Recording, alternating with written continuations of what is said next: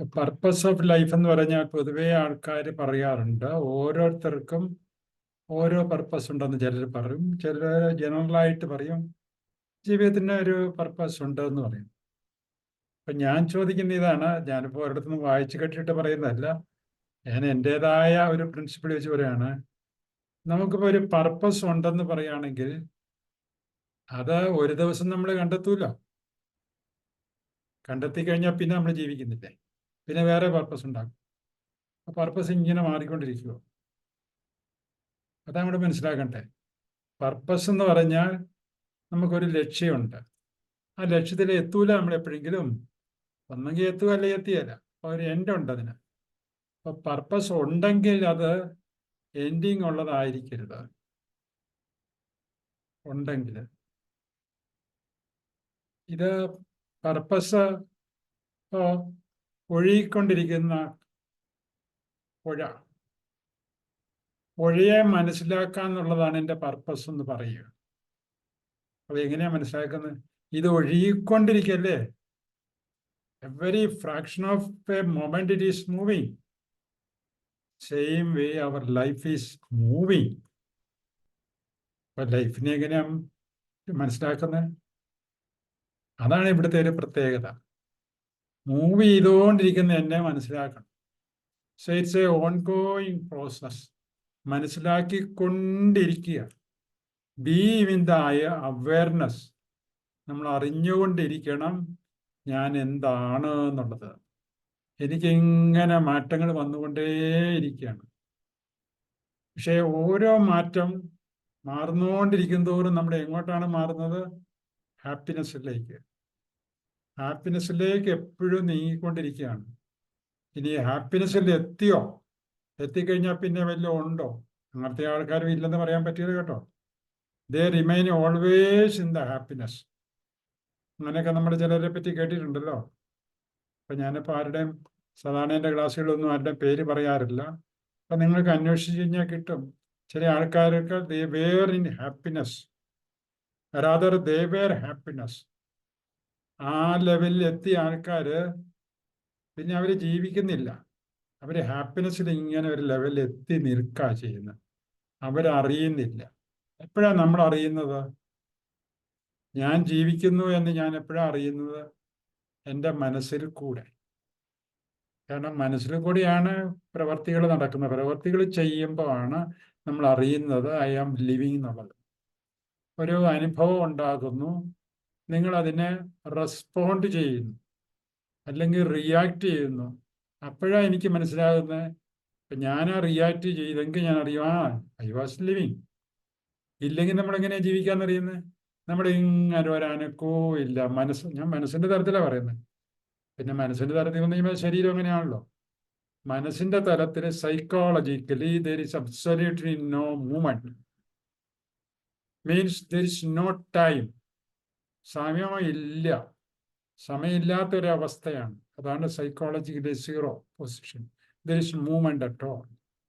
അപ്പൊ ആ ഒരു ലെവൽ എത്തിക്കഴിഞ്ഞാൽ ഞാൻ അറിയുന്നില്ല, ഞാൻ ജീവിക്കുന്നുണ്ട് എന്ന് ഞാൻ അറിയുന്ന പോലും ഇല്ല.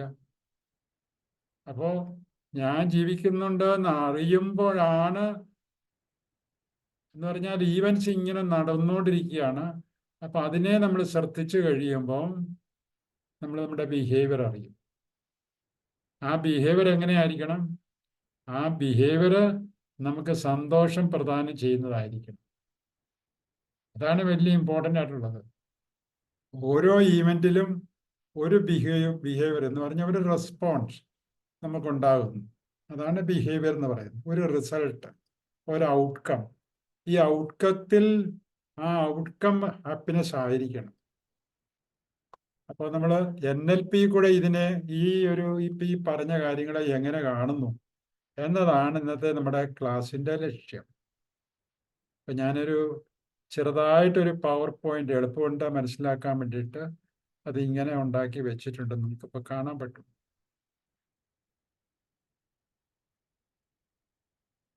കാണാമല്ലോ അല്ലേ? കേൾക്കുകയും ചെയ്യാം. ഓക്കെ. എന്താണ് ജീവിതം? എ ചെയിൻ ഓഫ് ഇവൻറ്റ്സ് അല്ലേ? ഓരോ ഫ്രാക്ഷൻ ഓഫ് എ സെക്കൻഡ് ഓരോരോ ഈവൻ്റ് ഉണ്ടായിക്കൊണ്ടിരിക്കുകയാണ്. A chain of events. എന്തൊക്കെയാണ് ഈവൻസ്? എന്തും ഞാൻ ശ്വാസോച്ഛ്വാസം ചെയ്യുന്നത് ഒരു ഈവൻ്റാണ്. ഒരു ഈച്ച പറന്നു പോകുമ്പോൾ ഞാനതിനെ കാണുന്നു, അല്ലെങ്കിൽ എൻ്റെ ശരീരത്തിൽ വന്ന് ഇരിക്കുന്നു. അതെല്ലാം ഒരു ഈവൻ്റാണ്. എങ്ങനെയാണ് ഞാൻ ഈ ഈവൻറ്റിനെ ശ്രദ്ധിക്കുന്നത്? By 5 sensory organs. പഞ്ചേന്ദ്രിയങ്ങളിൽ കൂടെയാണ് ഞാൻ സെൻസ് ചെയ്യുന്നത്. സെൻസ് ചെയ്യാണ്. പഞ്ചേന്ദ്രിയങ്ങളുടെ പണി വെറുതെ സെൻസ് ചെയ്യാന്ന് മാത്രമേ ഉള്ളൂ. Nothing less or more. അതിൻ്റെ അപ്പുറത്തേക്കില്ല. അതിൻ്റെ അപ്പുറത്തേക്ക് കടക്കുമ്പോഴാണ് പ്രശ്നങ്ങൾ ഉണ്ടാകുന്നത്. ശരീരത്തിന് പഞ്ചേന്ദ്രിയങ്ങൾ സൃഷ്ടിച്ചപ്പോഴേ കൊടുത്തിട്ടുള്ളതാണ്. അറിയാതെ പഞ്ചേന്ദ്രിയങ്ങൾ, അങ്ങോട്ടൊന്നും ഞാൻ കടക്കാൻ പോകുന്നില്ല. അപ്പൊ പഞ്ചേന്ദ്രിയങ്ങൾ അവന്റെ പണി ചെയ്തുകൊണ്ടിരിക്കുന്നു. അത്രേ കാര്യമുള്ളൂ, ഒരു പ്രശ്നവുമില്ല. അപ്പൊ അതിങ്ങനെ നടന്നുകൊണ്ടിരിക്കുന്നു. പഞ്ചേന്ദ്രിയങ്ങളുടെ പണി ചെയ്തുകൊണ്ടിരിക്കുന്നു. അതാണ് സെൻസിങ് എന്ന് പറയുന്നത്. അതിന് മലയാളത്തിലൊരു കറക്റ്റ് വാക്ക് പറഞ്ഞാൽ അത്ര ശരിയാവുന്നിരിക്കുന്നില്ല. അനുഭൂതി. അനുഭൂതി എന്ന് പറയുമ്പോൾ നമ്മൾ വേറൊരു തലത്തിലാണ് പറയാറുള്ളത്. പക്ഷെ ഇതിന് ശരിക്കുള്ളത് എന്ന് വെച്ച് കഴിഞ്ഞാൽ കണ്ണുകൊണ്ട് കാണുന്നു, ചെവി കൊണ്ട് കേൾക്കുന്നു, മനസ്സുകൊണ്ട് ഈ മൂക്കുകൊണ്ട് മണക്കുന്നു എന്നൊക്കെ പറയുന്നതാണ് ഒരു സെൻസ് എന്ന് പറയുന്നത്. അത്രയേ ഉള്ളൂ. അതിൻ്റെ അപ്പുറത്തേക്കൊന്നും ഇല്ല. അപ്പുറത്തേക്ക് കടക്കുമ്പോഴാണ് നമുക്കതൊരു ഇഷ്യൂ ആയിട്ട് പിന്നെ റെസ്പോണ്ട് ചെയ്യേണ്ടതായിട്ടൊക്കെ വരുന്നത്. ഇത് നമ്മൾ റെസ്പോണ്ട് ചെയ്യേണ്ട ആവശ്യമില്ല. നമ്മളിങ്ങനെ നടന്നു പോകുന്നു, കണ്ടുകൊണ്ടങ്ങ് പോകുന്നു, കേട്ടുകൊണ്ട് പോകുന്നു. ഇതൊന്നും എന്നെ ബാധിക്കുന്നില്ല. അതിനാണ് സെൻസ് ചെയ്യുക എന്ന് പറയുന്നത്.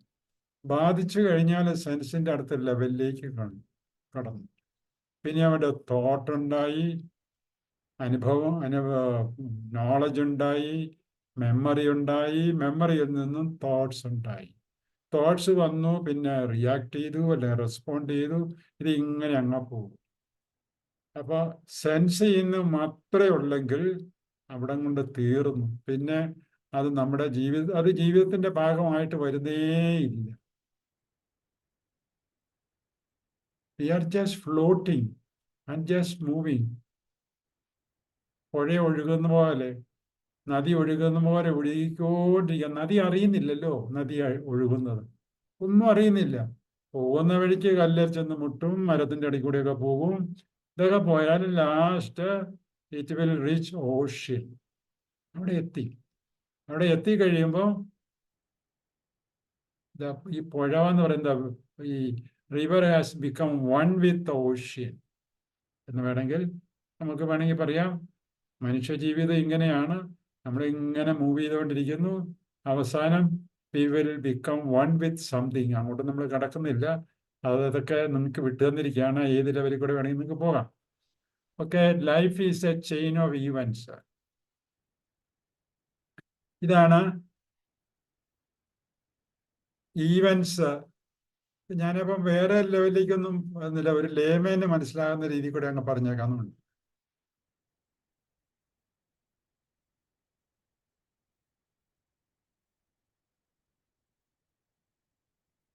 ഇപ്പൊ ഇങ്ങനെ ഒരു പടം ഉണ്ടാക്കി വെച്ചു. It's A model. External events മുഴുവൻ എക്സ്റ്റേണൽ ആണല്ലോ. അനുഭവങ്ങൾ എപ്പോഴും പുറത്തുനിന്നാണ് വരുന്നത്. അപ്പൊ പുറമേയുള്ള ഈവൻസ് ആണ് അതെല്ലാം, എക്സ്റ്റേണൽ ഈവൻസ്. ഇത് 5 സെൻസറി ഓർഗൻ വെച്ചിട്ട് നമ്മൾ 5 സെൻസറി ഓർഗനിൽ കൂടെ ഉള്ളിലേക്ക് കടക്കുന്നു. ഇപ്പൊ സെൻസ് ചെയ്യുന്നവരെയാണ് ഇപ്പൊ ഞാൻ പറഞ്ഞത്. ജസ്റ്റ് സെൻസ് ചെയ്ത അങ്ങനെ തന്നെ തീർന്നു. പുഴ ഇങ്ങനെ ഒഴുകിക്കൊണ്ടിരിക്കുന്നു. നമ്മൾ ഈ സെൻസിൽ കൂടെ സെൻസെല്ലാം ഉപയോഗിച്ചുകൊണ്ട് അങ്ങ് മൂവ് ചെയ്തുകൊണ്ടിരിക്കുന്നു. അത്രേ ഉള്ളൂ. അതിൻ്റെ അപ്പുറത്തേക്ക് വേറെ ഈ പറയുന്ന ഇപ്പുറത്തുള്ള ലോകമൊന്നും ഇല്ല കേട്ടോ. ഇതൊന്നും ഇല്ല. ഞാൻ ആദ്യം പറഞ്ഞിട്ട് സെൻസിങ് മാത്രമേ ഉള്ളൂ. അതിൻ്റെ ഒരു കണക്ക് പറഞ്ഞിട്ടുണ്ട്. 2 മില്യൺ ബിറ്റ്സ് ഓഫ് ഇൻഫർമേഷൻ ഒരു സെക്കൻഡിൽ എന്ന് പറഞ്ഞാൽ ഈ രണ്ടാമത്തെ ആരോ വരെ ആണ് സെൻസിങ്. അപ്പോൾ 20 ലക്ഷം ബിറ്റ്സ് ഓഫ് ഇൻഫർമേഷൻ നമുക്ക് ഒരു സെക്കൻഡിൽ കിട്ടുന്നുണ്ടെന്നാണ് കണ്ടുപിടിച്ചിരിക്കുന്നത്. ശാസ്ത്രജ്ഞന്മാർ കണ്ടുപിടിച്ച് വെച്ചിരിക്കുന്നത്. അത് വെച്ചിട്ടാണ് ഞാനിപ്പോൾ പറയുന്നത്.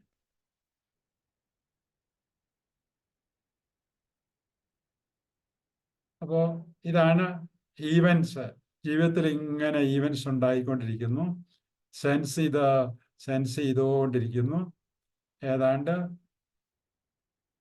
20 ലക്ഷം ബിറ്റ്സ് ഓഫ് ഇൻഫർമേഷൻ നമ്മളിങ്ങനെ സെൻസ് ചെയ്തുകൊണ്ടിരിക്കുന്നു. ഇനിയാണ് പ്രോസസ്സിങ് നടക്കുന്നത്. അപ്പോൾ ഈ 20 ലക്ഷം ബിറ്റ്സ് ഓഫ് ഇൻഫർമേഷൻ നമ്മുടെ തലയിൽ അല്ലെങ്കിൽ നമ്മുടെ തലച്ചോറിൽ അല്ലെ നമ്മുടെ സിസ്റ്റത്തിൽ അതിനെ സ്വീകരിക്കാനുള്ള സൗകര്യമില്ല. വളരെ ചെറുതാണ്. അപ്പൊ 20,134 എണ്ണവേ നമുക്ക് കയറാൻ പറ്റും.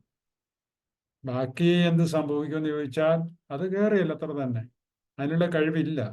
നമ്മുടെ ഒരു പ്ലേറ്റ് നിറച്ച ഒരു വാർപ്പ് നിറച്ച് ചോറുണ്ടേലും നമ്മുടെ വായിലേക്ക് അത് മുഴുവൻ കൂടെ കയറ്റാൻ പറ്റിയല്ലേ? ഓരോ സെക്കൻഡ് അല്ലെങ്കിൽ ഓരോരോ മിനിറ്റിൽ ഓരോരോ ഉണ്ടയായിട്ട് നമുക്ക് കയറ്റാൻ പറ്റുള്ളൂ. എന്ന് പറഞ്ഞ പോലെ ഇത്രയും ഇൻഫർമേഷൻ ഉണ്ടെങ്കിൽ നമുക്ക് കുറേശ്ശെ കയറ്റാൻ പറ്റും. വാർപ്പിലെ മുഴുവൻ കയറ്റാൻ പറ്റുമോ? ഇല്ല. നമുക്ക് ആകെ കയറ്റാൻ പറ്റുന്ന കുഞ്ഞൊരു പ്ലേറ്റിൻ്റെ അകത്ത് കൊള്ളുന്നേ പറ്റുള്ളൂ. അതും മര്യാദയ്ക്ക് നമ്മുടെ ആവശ്യം വളരെ ചെറിയ പ്ലേറ്റിനോട് മാത്രം കയറ്റിയില്ലെങ്കിൽ ഓവർലോഡായി പോകും. അപ്പോൾ അതെല്ലാം ശ്രദ്ധിച്ചിട്ട് നമ്മൾ വളരെ ചെറിയൊരു എമൗണ്ട് ഉള്ളിലേക്ക് കയറ്റുന്നുള്ളൂ. എന്ന് പറഞ്ഞ പോലെ ഇത്രയും ഇൻഫർമേഷൻ വരുന്നതിൽ ചെറിയൊരു ഭാഗം മാത്രമേ നമ്മൾ ഉള്ളിലേക്ക് കയറ്റുന്നുള്ളൂ, അല്ലെങ്കിൽ കയറുന്നുള്ളൂ. ആ കയറുന്നതാണേലും ചില പ്രത്യേക കാരണങ്ങളാണ് 3 തരത്തിലുള്ള ഫിൽട്ടറിങ് ചെയ്തിട്ടാണ് കയറുന്നത്. ജനറലൈസ്, ഡിസ്റ്റോർട്ട്, ഡിലീറ്റ് എന്ന് പറഞ്ഞ തരത്തിൽ 3 തരത്തിലുള്ള ഫിൽട്ടറിങ് അവിടെ നടക്കുന്നുണ്ട്. ഈ നടക്കാനുള്ള കാരണം താഴെ എഴുതി വെച്ചിട്ടുണ്ട്. അത് നമ്മുടെ ചില ഓർമ്മകള്, ചില തീരുമാനങ്ങള്, ചില വിശ്വാസങ്ങള്, മൂല്യങ്ങള്, പിന്നെ എന്തോ മെറ്റാ പ്രോഗ്രാംസ് ഒക്കെ പറയുന്നുണ്ട്. അത് അതിലൂടെ നമ്മൾ കടക്കുന്നില്ല. അപ്പൊ ഈ താഴെ പറഞ്ഞ 4 നമുക്കറിയാം. നമുക്ക് ചില മൂല്യങ്ങളൊക്കെ ഉണ്ട്. അതനുസരിച്ചിട്ടേ ഉള്ളിലേക്ക് കയറും. ചുമ്മാ എല്ലാം ഒന്നും കയറിയല്ല. നമ്മുടെ മൂല്യത്തിന് യോജിക്കുന്നുണ്ടെങ്കിൽ മാത്രമേ അത് കയറത്തുള്ളൂ. പിന്നെ നമുക്ക് നമ്മുടേതായ ചില വിശ്വാസങ്ങൾ, ചില ബോധ്യങ്ങളുണ്ട്. അത് ശരിയാണ്, ഇത് ശരിയല്ല എന്നൊക്കെ പറഞ്ഞുകൊണ്ട് അതനുസരിച്ച് കയറുന്നുണ്ട്. പിന്നെ ചില തീരുമാനങ്ങളൊക്കെ നമ്മൾ എടുത്തിട്ട് നമുക്ക് ഇതൊന്നും ശരിയല്ല, അതൊന്നും ശരിയല്ല, ഇങ്ങനെ ആയിരിക്കണം, അങ്ങനെ ആയിരിക്കണം എന്നൊക്കെ നമ്മൾ ചില തീരുമാനങ്ങൾ ചെറുപ്പത്തിൽ മുതലേ ഇങ്ങനെ എടുത്തു വെച്ചിട്ടുണ്ട്.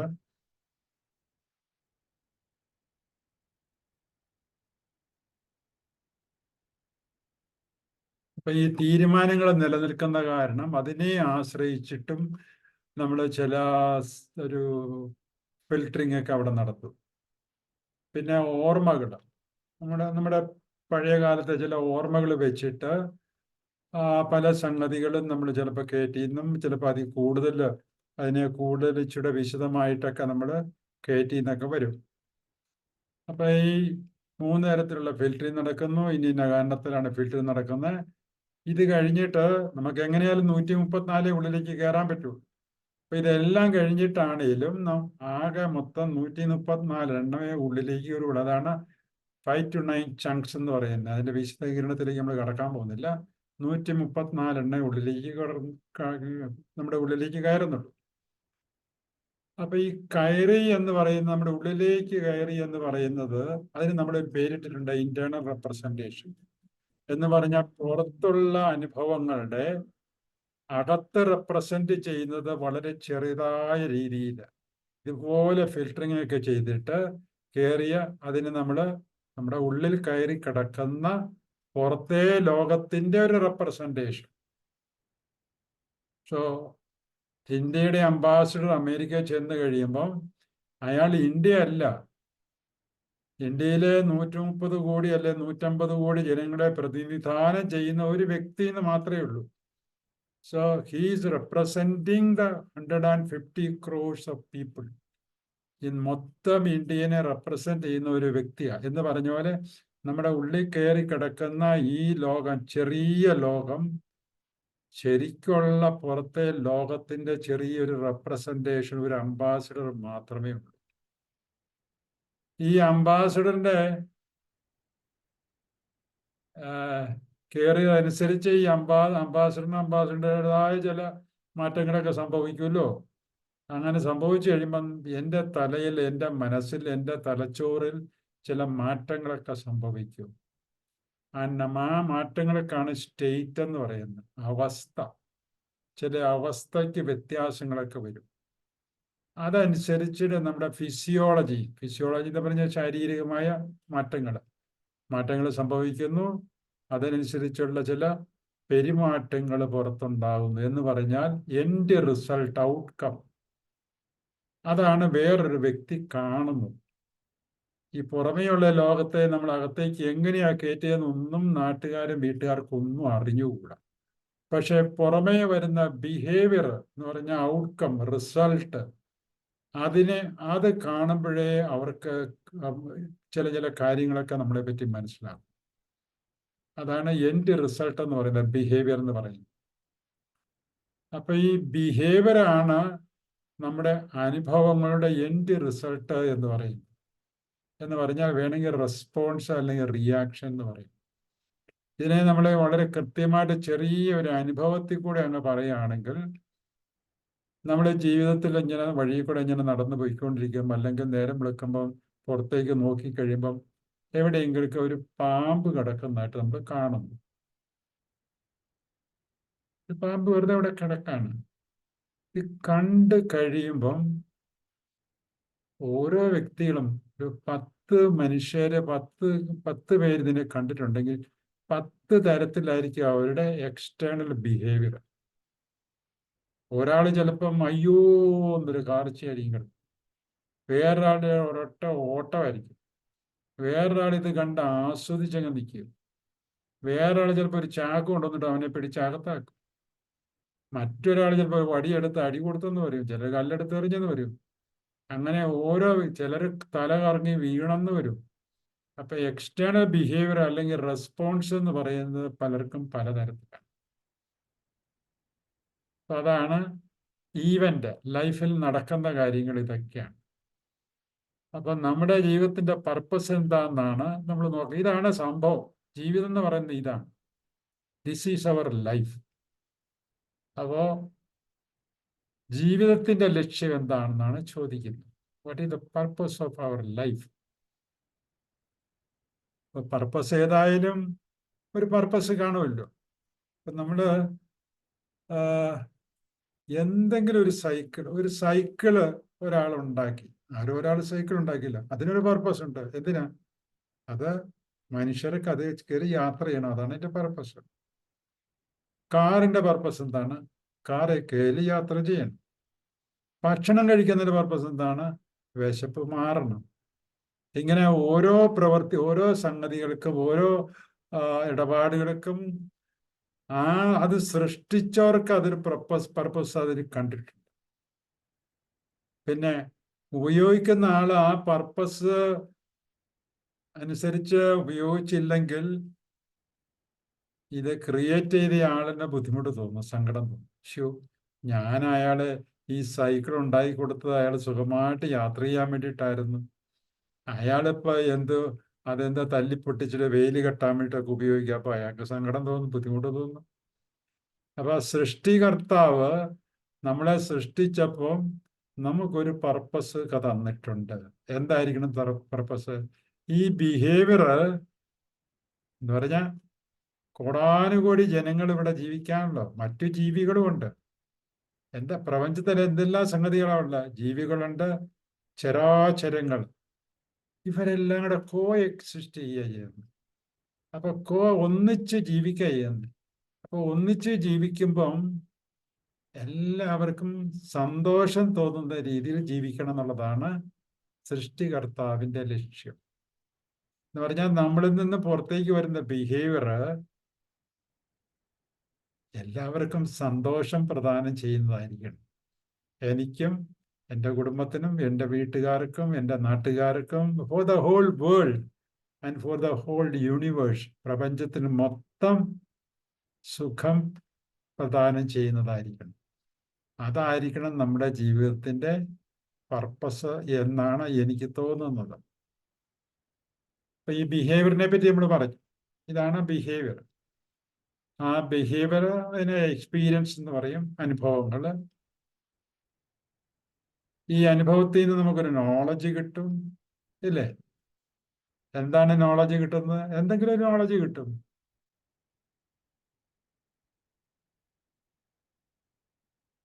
പാമ്പിനെ ഇപ്പൊ കണ്ടപ്പം പാമ്പിനെ പറ്റി ഒരു അറിവ് കിട്ടി, ഒരു നോളജ് കിട്ടി.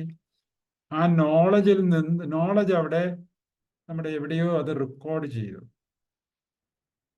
റെക്കോർഡ് ചെയ്ത് കഴിഞ്ഞപ്പോൾ അത് മെമ്മറി ആയിട്ട് മാറി. ഈ മെമ്മറിയിൽ നിന്ന് നമുക്ക് ചിന്തകൾ വരും. മെമ്മറി ഇല്ലെങ്കിൽ ചിന്തകൾ വരികയല്ല. ഇപ്പൊ മെമ്മറി ഉണ്ടാകണമെങ്കിൽ നോളജ് വേണം. നോളജ് ഉണ്ടാണെങ്കിൽ അനുഭവങ്ങൾ ഉണ്ടാകണം.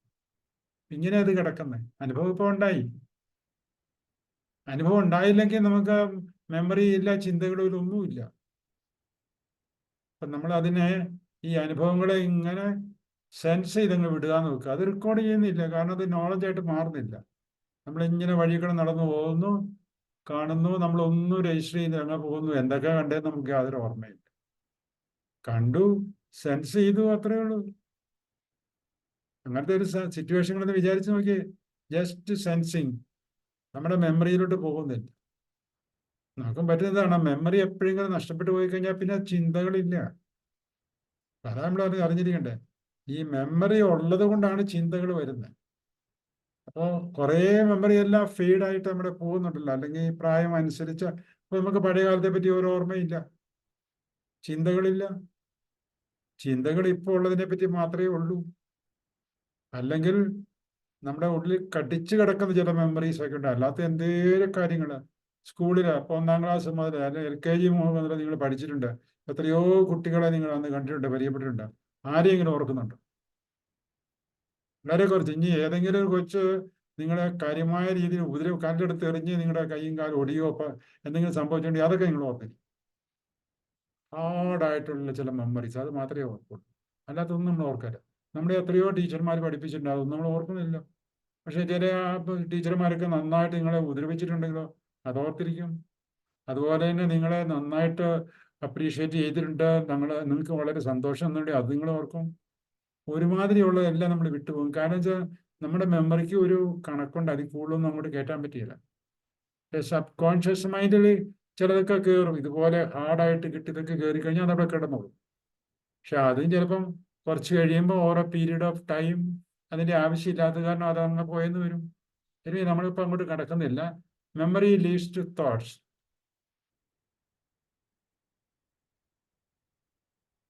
Thoughts lead to feeling. ചിന്തകൾ വന്നു കഴിഞ്ഞാൽ കുഴപ്പമൊന്നുമില്ല. പക്ഷെ ഈ ചിന്തകൾ നമുക്ക്, ചില ചിന്തകൾ ദേഷ്യമുണ്ടാക്കും, ചില ചിന്തകൾ സങ്കടമുണ്ടാക്കും, ചിലത് പേടിയുണ്ടാക്കും. പിന്നെ അതിൻ്റെ വകഭേദങ്ങൾ ഒത്തിരി ഉണ്ടല്ലോ. അപ്പൊ ചിന്തകളില്ലാത്തവർക്ക് ഒരു ഫീലിംഗും ഇല്ല കേട്ടോ. ഉണ്ടോ? ചിന്തയില്ലാതെ ഒരു പ്രായമായിക്കഴിഞ്ഞാൽ ചില ആൾക്കാരല്ലോ, നമ്മൾ പറയാറില്ല, ഓരോ ലെവലിലേക്ക് എത്തിക്കഴിഞ്ഞാൽ പിന്നെ അവർക്ക് ഒരു ഓർമ്മയില്ല. ഓർമ്മയില്ലെങ്കിൽ അവർ ഇങ്ങനെ വെറുതെ ഇങ്ങനെ നോക്കിക്കൊണ്ടിരിക്കും. ഒരു എക്സ്പ്രഷനായിട്ട് മുഖത്തില്ല. ചിന്തകളുള്ളവർക്ക് മാത്രമേ എക്സ്പ്രഷൻ ഉള്ളൂ.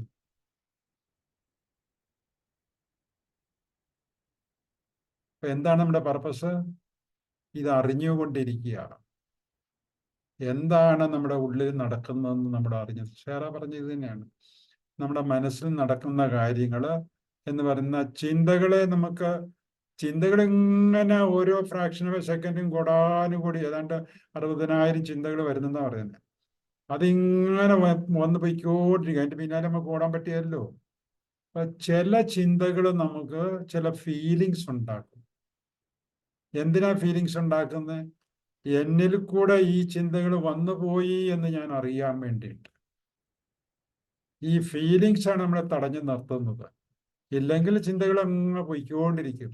അപ്പൊ ഫീലിങ്, ദേഷ്യം ഇങ്ങനെ വന്നു, അപ്പോഴേ ആ മനുഷ്യൻ, ആ വ്യക്തി, ഇന്ന ഈവന്റ് എനിക്ക് പ്രശ്നം ഉണ്ടാക്കിയതാണെന്നുള്ള തിരിച്ചറിവുണ്ടായി. അതിന് ചില ഗുഡ് ഇന്റൻഷൻസ് ഉണ്ട് കേട്ടോ. നമ്മളിപ്പോൾ അങ്ങോട്ട് കിടക്കുന്നില്ല.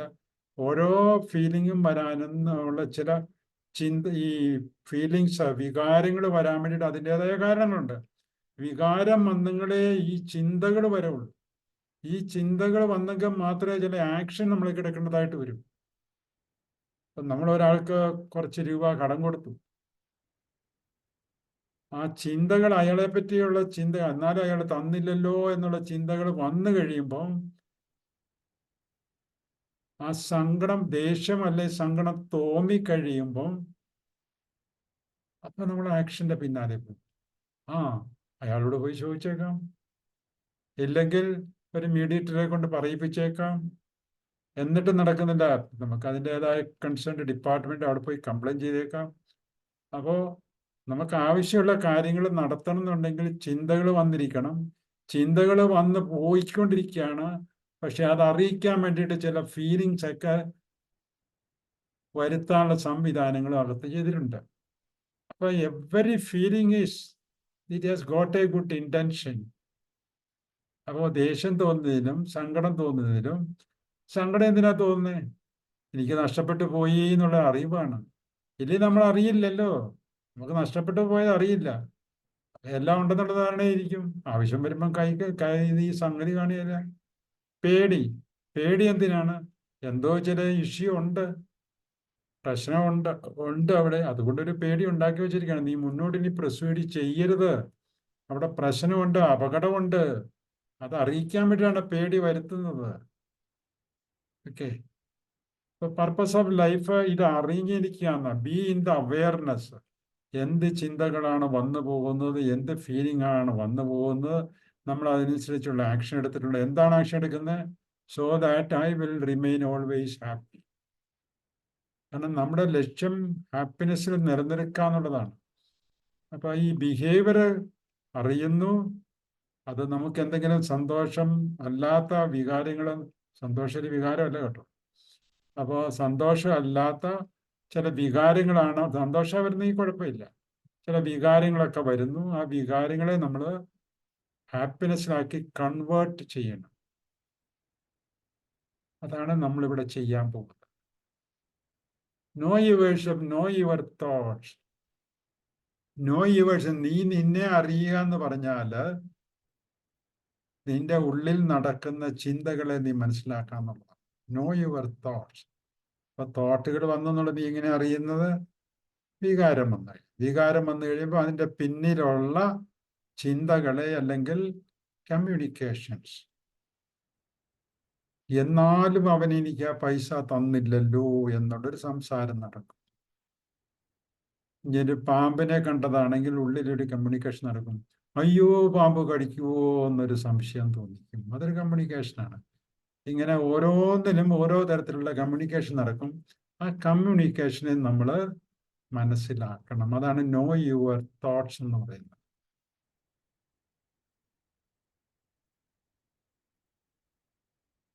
No your thoughts, be aware of your feelings. അപ്പോൾ തോട്ട്സിന് മുമ്പായിട്ട് നമ്മൾ ഫീലിങ്സിനെ അറിയുന്നു. ഫീലിങ്സിനെ അറിഞ്ഞു കഴിയുമ്പോൾ അതിൻ്റെ പിന്നിൽ പ്രവർത്തിക്കുന്ന ചിന്തകളെ നമ്മൾ മനസ്സിലാക്കുന്നു. ചിന്തകളെ മനസ്സിലാക്കി ആ ചിന്തകൾ എന്തെങ്കിലും നെഗറ്റീവ് വികാരങ്ങളോ ഉണ്ടാക്കുന്നെങ്കിൽ അതിനെ പോസിറ്റീവായിട്ട് എന്ന് പറഞ്ഞാൽ സന്തോഷമായിട്ട് കൺവേർട്ട് ചെയ്യാനുള്ള പണി നമ്മൾ ചെയ്യണം. അതാണ് നമ്മുടെ പർപ്പസ് എന്ന് പറയുന്നത്.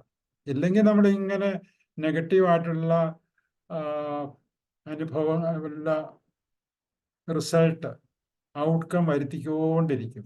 ഇത് വന്നു കഴിഞ്ഞാൽ നമുക്ക് ചുറ്റുപാടുള്ള ആൾക്കാർക്ക് മുഴുവൻ, ചുറ്റുപാടുള്ള ജീവികൾക്കോ സസ്യങ്ങൾക്കോ ഒക്കെ ബുദ്ധിമുട്ട് നിങ്ങൾ ഉണ്ടാക്കും. Thoughts think in such a way that you will always remain happy. അതെവിടെയാണ് NLPയുടെ പ്രസക്തി വരുന്നത്. അപ്പോൾ നമ്മുടെ ചിന്തകളെയാണ് നമ്മളവിടെ മാറ്റുന്നത്. ചിന്തകളെ മാറ്റുന്നതോടുകൂടി വികാരങ്ങൾ മാറുന്നു. അപ്പൊ ദേഷ്യത്തിന്റെ പിന്നിൽ പ്രവർത്തിക്കുന്ന ചിന്തകൾ എന്താണോ ആ ചിന്തകളെ നമ്മൾ മാറ്റും. എങ്ങനെ? In such a way that ആ ദേഷ്യം മാറി അത് സന്തോഷമായിട്ട് കൺവേർട്ട് ചെയ്യും. അതാണ് NLP കൊണ്ട് നമ്മൾ ഉദ്ദേശിക്കുന്നത്. ഇത് നമ്മൾ ന്യൂറോ ലിംഗ്വിസ്റ്റിക് പ്രോഗ്രാം എന്ന് പറയും. അപ്പോൾ നമ്മുടെ പർപ്പസ് ഓഫ് ലൈഫ് എന്ന് പറയുന്നത് എന്താണ്? Know yours. വെറുതെ അറിഞ്ഞാൽ മാത്രം പോരാ, അറിയുന്നതോടൊപ്പം ഈ NLP ഉപയോഗിച്ചിട്ട്, NLP ആകട്ടെ, നിങ്ങളിപ്പോൾ ഏത് സൈക്കോളജി പോയി കഴിഞ്ഞാലും ഈ NLP എന്ന് പറയുന്ന ഒരു NLP എന്നുള്ള വാക്കൊന്നും ആയിരിക്കില്ല അവർ ഉപയോഗിക്കുന്നത്. എന്നാലും NLP പറയുന്ന രീതി കൂടെ അല്ലെങ്കിൽ NLPയുടെ തിയറി അനുസരിച്ചിട്ടായിരിക്കും കാര്യങ്ങളൊക്കെ നടക്കുന്നത്. അതിന് നമ്മൾ ന്യൂറോ ലിംഗ്വിസ്റ്റിക് പ്രോഗ്രാമിംഗ് എന്ന് പറയും. എന്ന് പറഞ്ഞാൽ ചിന്തകളെ മാറ്റുന്ന ഈ പണിക്ക് നമ്മുടെ NLP-ക്കാർ പറയുന്ന പ്രോഗ്രാമിംഗ് എന്നാണ് പറയുന്നത്. അപ്പൊ ഇതൊരു കണ്ടിന്യൂസ് പ്രോസസ്സാണ്. Every fraction of a second you are programming your mind, programming your thoughts in such a way that ഈ ഇപ്പൊ നിലവിലുള്ള തോട്ടിനെ വേറൊരു തരത്തിലുള്ള ചിന്തകൾ കൊണ്ട് റീപ്ലേസ് ചെയ്യും. അതാണ് NLP-ക്കാർ ചെയ്യുന്നത്. അതാണ് നമ്മൾ NLP ക്ലാസ്സിൽ പഠിക്കുന്നത്.